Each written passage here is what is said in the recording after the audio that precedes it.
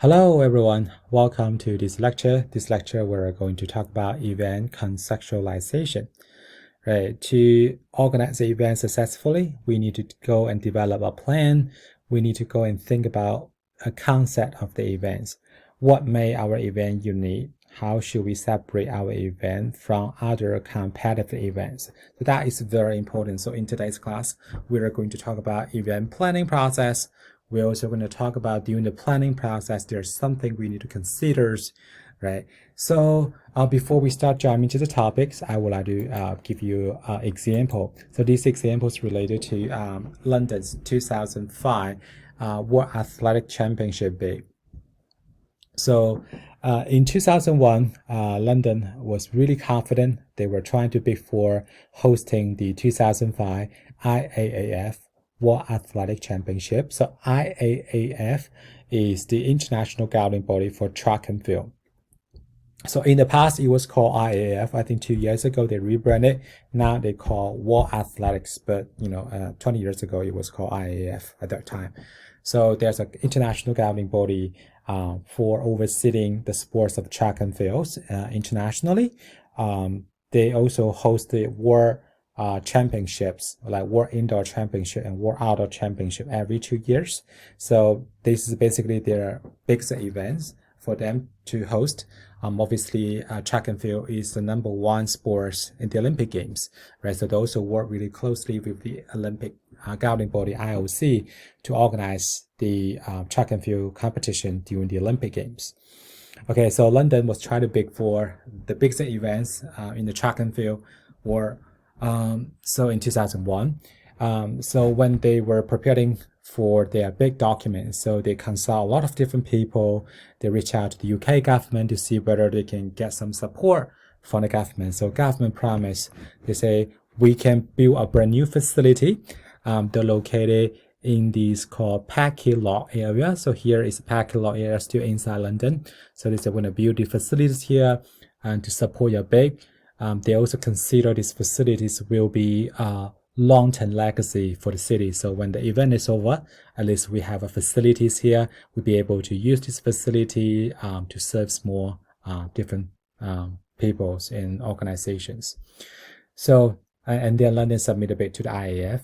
About a year later, when the UK government started to review all these different ideas, they finally realized to build the facilities here in the Pga area, it will cost £120 million, which equal to $200 million. So they find out it's really expensive. So they reach out to the big committee and ask them whether it's possible that they're able to host this event in other places rather than in London. So they say we can consider support you to build a facility in Sheffield rather than in London.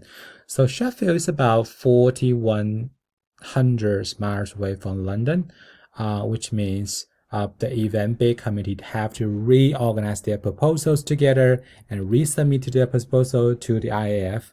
So when they reach out to the IAF, so IAF decided not to accept their bid. So obviously London lost the bid for hosting the World Athletic Championship. So this failed bid cost London about 15 to 20 million pounds financial loss. So it's about nearly $30 million financial loss. So these lessons taught us one thing is when we are started preparing for this event, so we really need to put all the factors into considerations. We need to make sure we get all those very important information in hand. And when we are fully ready, then we could submit our bid. So event planning process is very, very crucial. It's also very complicated as well because there are a lot of decisions that we have to make and also a lot of people that will impact our decisions. So who will be impacted in this decision? Those people who will impact in this decision, we consider them as stakeholders.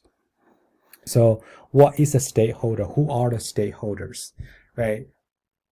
Based on the definition, a stakeholder is a person with interest or concern in something, especially a business, right? A stakeholder in sports is an individual and organization whose attitude and actions influence the success of sports teams, events, and even entire sports. So if we are going to host a sports events together, who will be considered as stakeholders, right? So first of all, we have to consider about is customers, right? So the customers might include participants, people who participate in sports competition, spectators, those people who purchase ticket, come here to watch the games, and also TV audiences, right? A lot of people, they would love to come to these events, but unfortunately they don't have this opportunity, so they decided to consume the sport on television or on other media platforms. So these are media customers. So those are the customers. So when we are making the decision, all the decisions that we have to consider about different kind of customers. So for instance, if we're going to host this event during the weekend, we have to think about our target audience, whether they will be available to watch these games, right? So the schedule is actually very, very important. So that's one kind of the very important stakeholder that we have to consider, right? So one of the example is like the Tokyo Olympic Games. So this summer you'll be watching Tokyo Olympic Games in next few months, right? Next 2 months actually, right? So one of the very popular sport here in the US is obviously swimming, track and field, and gymnastics, right? You find out swimming competitions, the final will be scheduled in the mornings in Tokyo because it's gonna be a prime time here in the United States. So that means why they're making that change. In the past, for all the Olympic Games, the swimming final has been scheduled at 9, right? In order to make sure the audience in the United States, they're able to watch swimming finals in their prime time, more people are watching this competition, they decided to schedule in the mornings. So during the Tokyo Olympic Games, of course, a lot of money put into impact this in entire decisions making process, because NBC, which is the National Broadcaster Corporation, they are the biggest investor for the Olympic Games. They spend billions of dollars for broadcasting games here in the United States, which is also the main revenue source for the IOC, which is International Olympic Committee. So that's why they play a very important role in this decision-making process into the scheduling of the competitions. Okay, that's about customers. Suppliers is also stakeholders. Suppliers include the organizations. They always have to consider using supply equipment, service, goods. Those are in connection with the events. So for instance, when we having the events, we will have to use equipment. Right? The organization which are able to provide this equipment, we will consider them as suppliers. Right? We have to use some legal service. We have to buy some insurance. We also need someone to provide food and beverages. We need to the organization to provide transportation. Right? So those are all considered as the supplies, and also emergency service. Right? We have the events. We need to collaborate with local hospital to make sure they're able to send out the medical professional around this competition, they're able to provide treatments to all the athletes who are injured during the competition. Governing bodies are also very important. If this event is being sanctioned by a governing body, so we have to go and follow their rules and regulations. Right? For instance, if we're going to host the NCAA women's soccer national championships, so if we submit this bid, we have to go and look at what's the guideline that has been introduced by NCAA. We have to follow the guideline when we prepare the bid, right? So those are very important. Staff are those individuals who work directly to the event.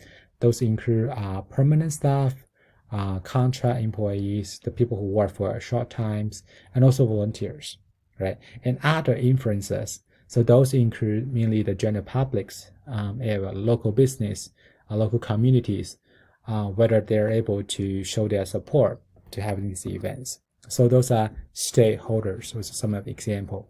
Stakeholder and shareholders difference, right? Shareholders normally talk about we own part of this business through the stock ownership. So we consider them the shareholders. Stakeholders are those individuals who is interested in the performance of the company, right? So those are difference between shareholder and stakeholders. Okay, generally speaking, we can classify all the different stakeholders into 3 categories. The first one is called internal category. Second one is external category. Third one is local communities. How are we going to separate internal categories from external categories? Basically, we look at their relationship with these events.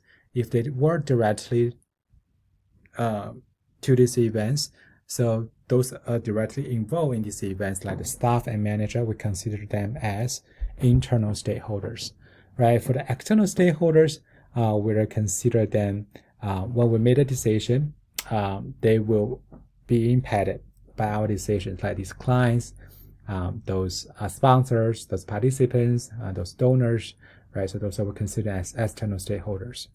Right, internal stakeholders like the staff who work directly to the events, and also those volunteers, those managers, we consider as internal stakeholders. And local communities are those including government agency and the investor and taxpayers, right? So they don't work directly to this event, right? But their support is super important.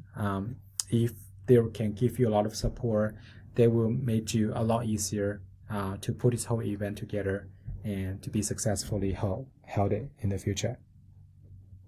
So since we have a lot of different kind of stakeholders, we also understand one thing is their needs are completely different, right? Sponsors, broadcast partner, local communities, sport, governing bodies, they have a very different need.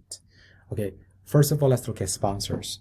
So what are the needs from the sponsors? So for the sponsors, of course, they hope they can capitalize on the popularity of this event. So they want to increase the sales. They want to generate awareness of their brands.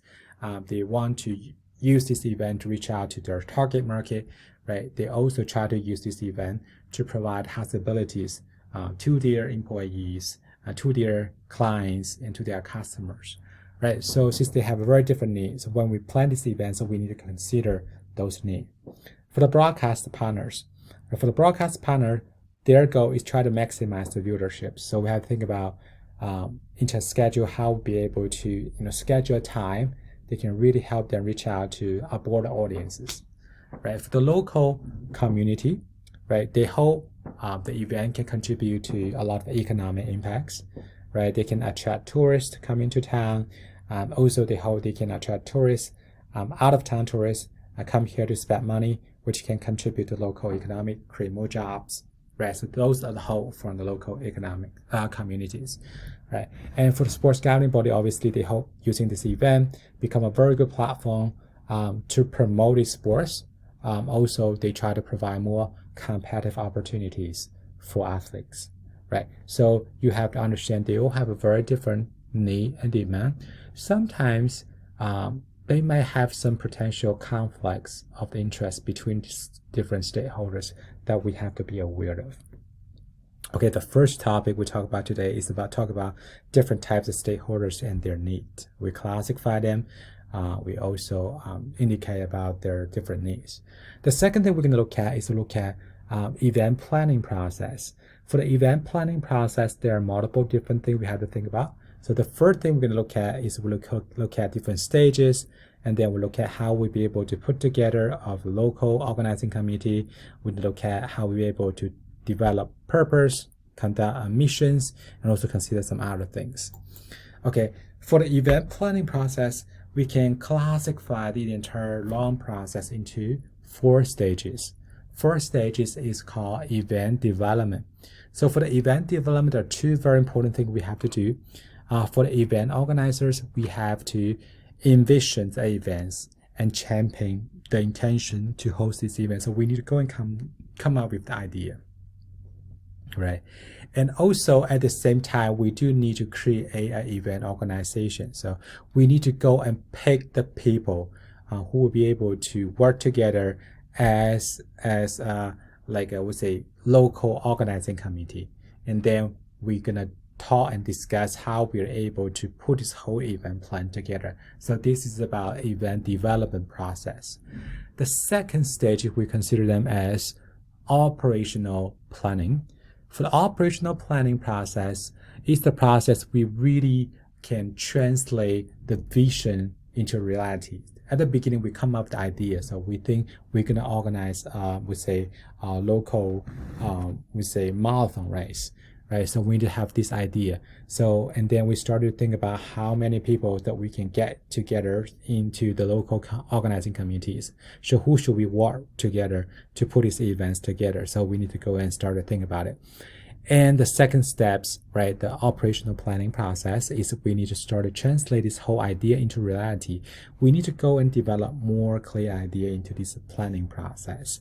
We started to come up with the goals and the objective. We also started to come up with some strategy that can help us achieve these goals. And sometimes we also need to go and think about money. We have to start to budget these events. How much money do we need in order to make this event possible? We also have to look at the internal and external environment. So there are a lot of decisions we have to make. Okay, the first decision we have to make is about name and themes. How should we call this event, right? What are the key messages that we need to go and deliver to the target audiences? Second thing we consider about the schedule and budget. How much money do we need? What kind of resources do we have right now? And what's the schedule should like? So are we going to host this event a year later? So what do we need to do in this 12 months, right? Third thing is about timing and duration, right? Timing is kind of important, right? Timing is talking about when we are going to host this event.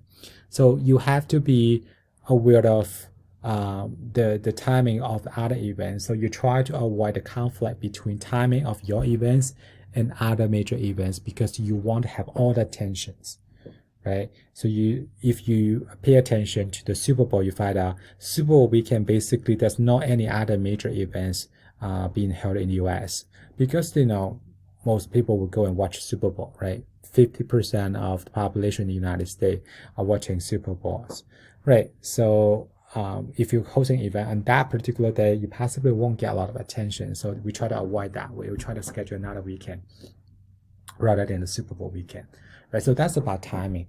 Duration is about how many days do we want to host these events? Are we going to host a one-day events, multiple days events? Are we hosting this event during the weekends, or we are going to host an event during the weekday? Are we hosting this event in the morning, afternoons, evening? Why? So we need to go and think about this clear schedule for putting together the whole events. And of course, location, right? Location. Are we going to use our existing facility, or are we going to run a brand new facility, or are we going to build a brand new facility for hosting this event, put this event together? So that's about operating process, what kind of information that we need to come together.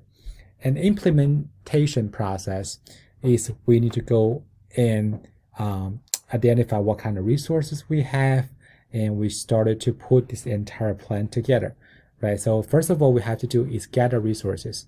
We look at what kind of business partner we have right now, and is there any other local business who would like to support this event? So we'll go and find some local sponsors, right? And then we start recruiting people, we start training people, and help them understand how we be able to put together this event. And we also started to implement the procedures. So if we're going to sell ticket, for instance, so what will be the value of the tickets? How many tickets are we going to create? How much would that be costing? So when should we start selling this ticket? How should our audience purchase the ticket? What's the purchasing process, right? So if the audience won't be able to make a decision, how should we help them to make a decision? How should we promote this idea? Let them know that we are selling tickets. We start selling tickets, right? So if we got a lot of leftovers right before the beginning of the competition, how should we deal with that? So we need to go and develop this process for different things. Process for marketing, process for sales, process for sponsorship generations, process for revenue generations, right? And then we have to coordinate activities.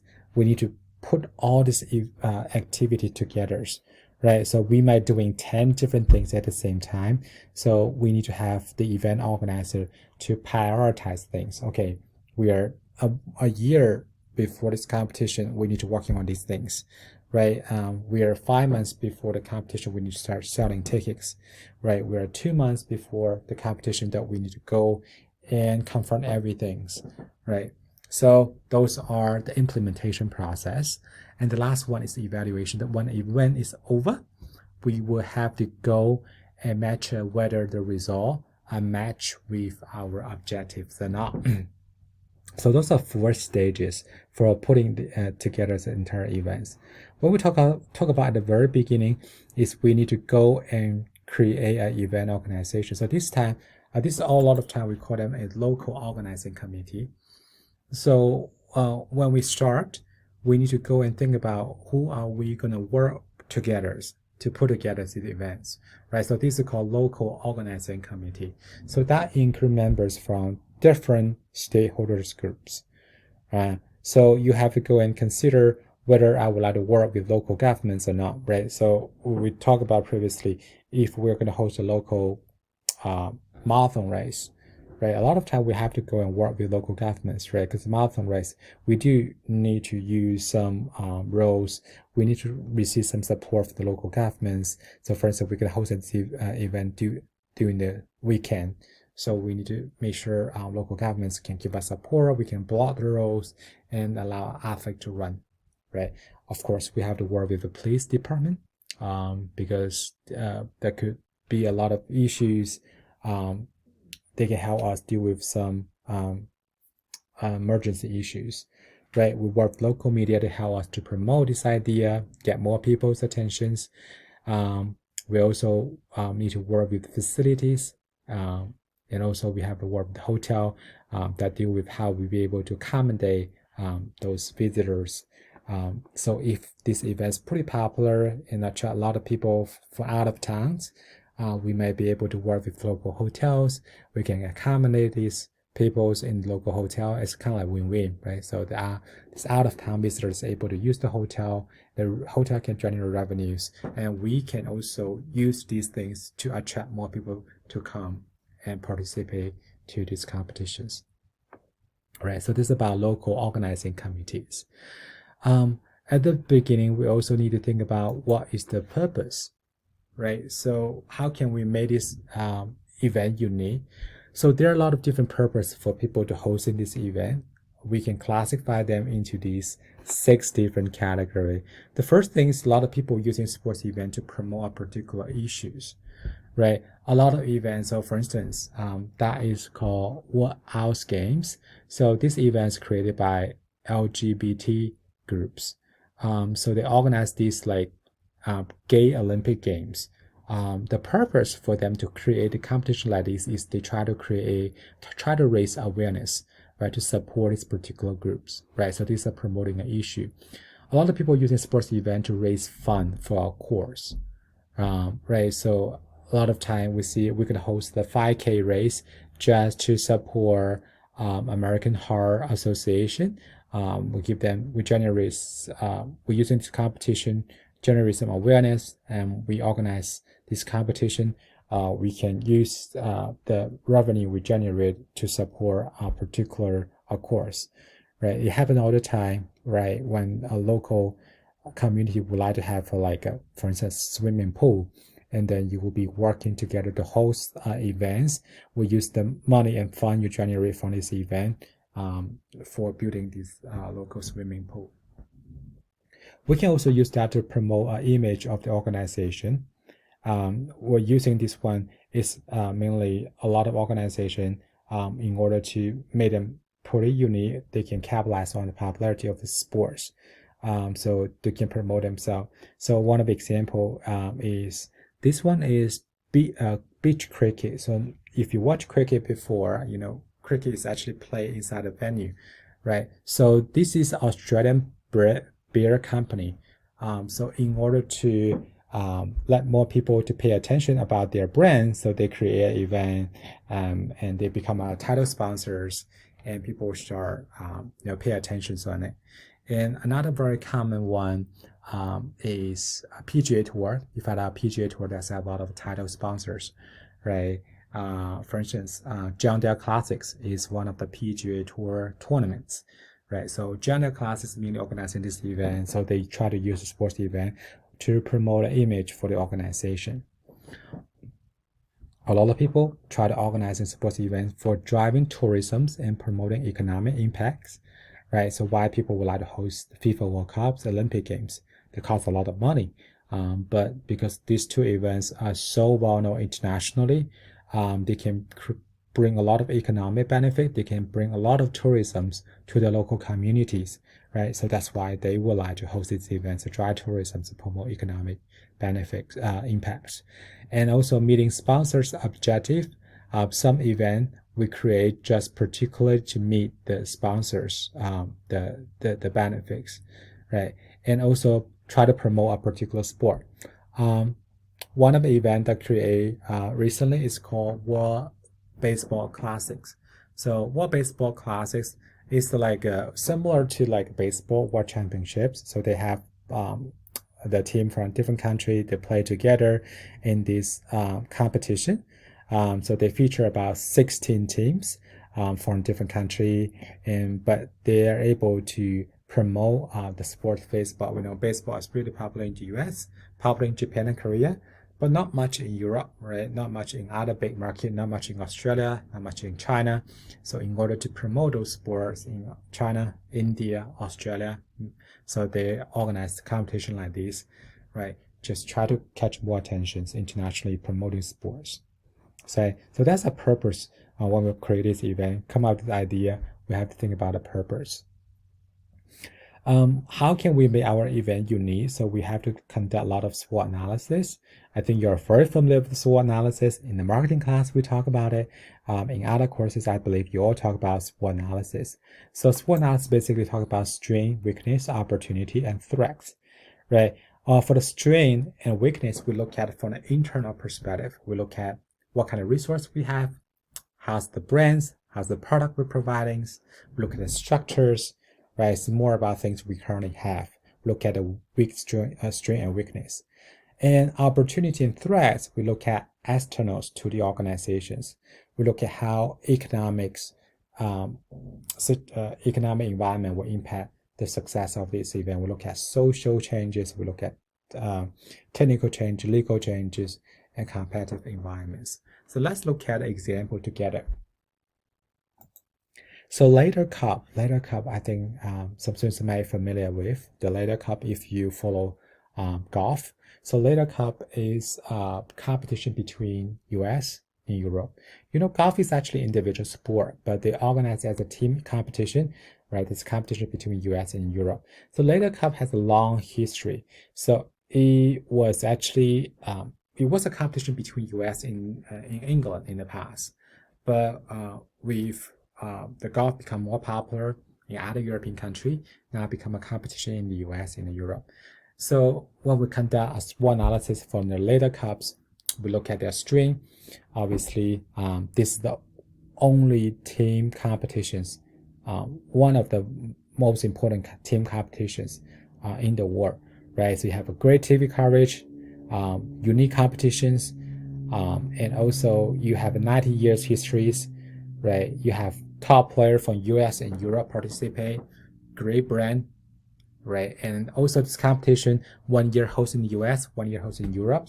So these rotations also catch people's attention, right? So those are strengths, what made Lader Cup unique. But the weakness is you only allow the player from the US and Europe, but there are also some very good players from Australia, some great players from South Africa, right? Some other areas, like Japan, one Japanese golfer just won the Master this year, right? They're super good, but they didn't really have the opportunity to participate in this competition, so that is missing, right? And also that's a weakness, right? Opportunities, right? How are we able to involve the players from Australia, from Asia, from Africa to be part of the competition, right? How be able to encourage more young people to pay attention to the sport, and how be able to come up with the more talents in the golf, right? What are the threats for these competitions or with other competitions, right? Esport become pretty popular. Teenagers prefer spending more time playing computer games rather than playing, watching sports events. How should we deal with that? Other competitions, right? Other growing sports, right? Golf has its fan base. But other sports also are growing really faster. In the US, soccer's been growing really faster. Lacrosse been growing really faster. People playing these sports watching these sports, right? So, and also weather could be a threat too, right? Because golf is outdoor sport. If we have terrible weather, they may really impact the competitions, right? So those are SWOT analysis. Okay, we talk about purpose of this event. We talk about SWOT analysis. We talk about how we're able to put together local organizing committee, and then we also need to think about how we are able to create a mission for the event. So that relates to mission statement, right? And a lot of classes, I think we talk about mission statement. Marketing, we talk about. Some students took sports administration with me. You also learn about how are we going to create a mission statement. We talk about it in the class, right? The sports events, facilities, we also need to go and create missions, right? For the event or for the facilities. Just to give an example, mission statements need to be short and clear, let people know what kind of competition you're organizing and what kind of goal you're trying to achieve. I'll give you a quick examples here. So they say this competition is a Cincinnati Grand Prix, is a cycling competition. Right? They say to conduct a sports event that is respected on the national cycling circles when creating an urban festival that showcase downtown Cincinnati. So that is the mission, what we try to achieve for this competition. We try to use our cycling circles at the same time. We also try to create a pretty good festival, allowing people to watch the games and also allowing people to understand better, promote the downtown Cincinnati area, right? So for the mission statement, I think other classes we talked about it, so I'm not going to spend too much time to talk about the mission statement. Just make sure mission statement needs to be clear, explain what you need to do and what you need to achieve, and also need to be related to event planning. When we are putting this event together, there are some other things I would like you to consider. So the next thing, when you plan this event together, you have to think about geography reach, right? Geography reach is talking about what kind of impact do you expect this event bringing to the communities. Are these events going to be focusing on local community, focus on national audience, or focus on international audiences? So one of the example for the national levels competition, we know all the NCAA national championships, right? So those are focused on national competition. You have fans and teams from all the different places are able to get together to play, right? Another example in Cincinnati is Western Southern Open. We're hosting this tournament every August, right? So this tournament has a long history. So obviously it's a national competition, right? We have international players come here to compete. This game being broadcasted internationally. But we also mainly focus on the national impact, right? Because the main audience are mainly coming from the greater Cincinnati area and other tennis fans in this area. They would like to come here to watch the competition. Compared to Western Southern Open, we say they basically is a national competition, but they have the potential to reach out to the international audiences. The US Open is more like a international competition because if you're familiar with tennis, 4 major Grand Slam events: Australian Open, French Open, Roland Garros, Wimbledon Open, also the US Open. It's one of the 4 major Grand Slam events every year.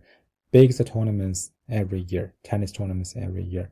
So it has international focus, have international players come around, international fans who like to come here to watch the games, right? So, and the game also being broadcast internationally, right? So you target all the international focus, right? So those are geography reach. So that thing you have to consider during the planning process is, if you're going to host an event, do you want this event to be sanctioned by governing bodies, right? So if your event being sanctioned by a governing body can really make your event kind of unique.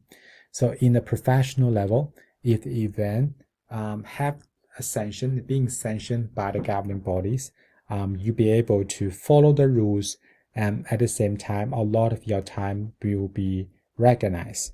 But if you are not going to sanction your events, just make a special event, you don't have to follow all the required rule and regulations. So give example, Michael Phelps used to host events called swimming invitation competition. So this event is not being sanctioned by any governing body. Since we're not sanctioned by any governing body, so we can create whatever competition we want, right? We can add all traditional swimming competition. Olympic pool is 50 meters, right? And also if that's a short course, it's 25 meters, right? So you can make it 30 meters, right? It's completely up to you how you want to make these competitions, because you don't have to follow all the rules introduced by governing body because you are not sanctioned by them, right? So you have a lot of flexibilities for that. But for some competitions, particularly for the amateur level competitions, a lot of people prefer to be sanctioned. A lot of the event prefer to be sanctioned by the governing body. To be sanctioned by the governing bodies, so there are some advantages. So the advantage could coming from these five area. First of all, they can really increase your prestigious, right? When the event's being sanctioned, you can use this governing body. So for instance, we host a local track and field competition. This sanctioned by USA Track and Field. You'll be able to use the logo. You can say these USA Track and Field sanctioned events, right? So you can really increase your prestigious, more likely to attract more participants, right? So that's the benefits. You can use the logo to promote these events. Another benefit is they have a liabilities insurance. A lot of time if you want this event to be sanctioned, you have to go to event governing bodies to pay some money, do some paperwork, and get this event sanctions, right? So at the same time, you'll be able to when this event being sanctioned by the governing body, you can also get some liabilities insurance through the sanctions. So a lot of time, these sanctions, the cost of sanction is not quite expensive at all compared to if you just going to buy a separate insurance policy. So that's why a lot of companies, events want to be sanctioned by governing bodies. And for these sanctions, they also have particular insurance coverages for their members, right? So for instance, we're hosting our local track and field competitions organized, sanctioned by the USA Track and Field. So for all these USA Track and Field members, they're more likely to come, right? When they come here to participate to a competition, if they got injured, right? So they can, if they got injured, so they will be able to cover by the medical insurance through the sanctions. So that's kind of benefit that you don't have to pay extra money to cover about their injuries. The next benefits will be calendar promotions. Your events could be listed in their official website. More people will be able to get that information, and also the official recognized records. So if someone break the state record, break the national record, and even break the world record, because this event is being sanctioned, they can be recognized by them, right? So those are the benefit for having a sanctioned events, right? So during the planning process, people were introduced something called paper tax. So the last topic we're going to talk about in this class is what is a paper tax, right? Paper tax is talking about promotion, audience, partnerships, environments, and revenues. So when we are creating, put our events together, we need to consider our event from these 5 different perspectives. So for the promotion, we would like to think about what kind of essential message do we want to communicate with the general publics, right? So when we create this idea, create these themes, we have to go and think about it. And for the audience, we need to go and think about the current audience. So the people who already purchased the tickets coming to the events, or the ticket who've been to the event before. and also potential audience. Who else will be more likely to come to this event or participate in these events in the future? So we're going to look at these. And for the partnerships, we're going to look at who are we able to develop partnerships in the local communities. So this partnership could include fan base, right? It could include athletes, right? So we're hosting this event. These athletes, well-known athletes, come to this event all the time. So we build up a partnership with them. They can come over again this year to help us promote this event. Sponsors, donors, community leaders, right? So we think about how be able to develop partnerships with them, or maybe maintain partnerships and extend this partnership with them, right? So this is about partnerships. Paper tests, and the last two, one is environment, one is revenues. So environment is similar to SWOT analysis. We're going to look at the internal and external environment that we are dealing with. What kind of factor either directly or indirectly impact the success of these events, right? What would be the potential risk when we're hosting these events, right? Whether we're going to deal with the bad weather, are we going to deal with the equipment failure? Maybe we have to deal with like staff shortages, right? So the medical emergency, right? So those potential risks, we have to go and think about it when we develop a plan. The last thing we have to go and think about for the paper test, what they recommend is we need to go and think about revenues. How be able to generate revenues, what the revenue sources and potential expenses, whether we'll be able to maximize revenue generation and make a profit eventually. Right, so this is about paper tests.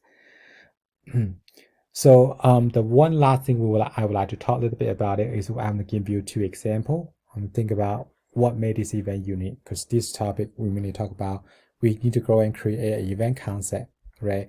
How can we make, how could we make this event so unique, so separate from the others? So let's look at two examples.